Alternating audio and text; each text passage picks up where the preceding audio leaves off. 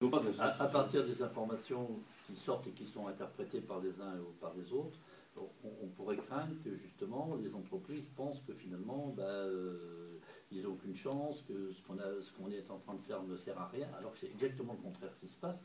Et donc on dit, il ne faut pas que l'arbre cache la forêt, attention, il se fait beaucoup de choses. Ce premier appel d'offres, on saura dans les jours qui viennent ce que ça donne. Il n'est pas bouclé du mercredi. Déjà, et derrière tout ça, il se fait beaucoup de choses où les entreprises charentaises vont prendre leur place. Donc, on va dire, attention, il ne faut pas qu'il y ait un mauvais signal qui pourrait décourager les entreprises.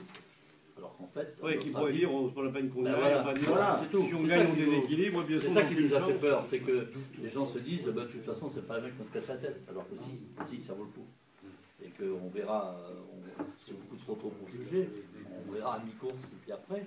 Mais je reste persuadé que COSEA tiendra globalement. Et puis c'est pas le seul et l'unique marché, et que si celui-ci n'était pas gagné pour autant, moi je suis même persuadé que même dans celui-ci, une partie de ce marché reviendra indirectement sur le circuit. Ça par contre... Sans être titulaire, il n'y aura pas d'entreprise charentaise titulaire. Qu'est-ce qui compte? Oui, non. C'est quand même qu'en termes économiques, qu'on ait quand même des emplois, qu'on ait quand même une activité, c'est ça qui compte. Alors après, évidemment, les effets de manche en disant on n'a pas eu, on aurait pu avoir, on aurait dû... Bon, chacun prend ses responsabilités. Moi, je prends les miennes, je dis qu'il faut rester très attentif, ne pas contraindre ni les uns ni les autres, parce que c'est quand même toujours un peu délicat. Ces appels d'offres sont toujours un peu délicats. Il y a des règles là-dessus. Je ne pense pas que personne ne transgresse là-dessus.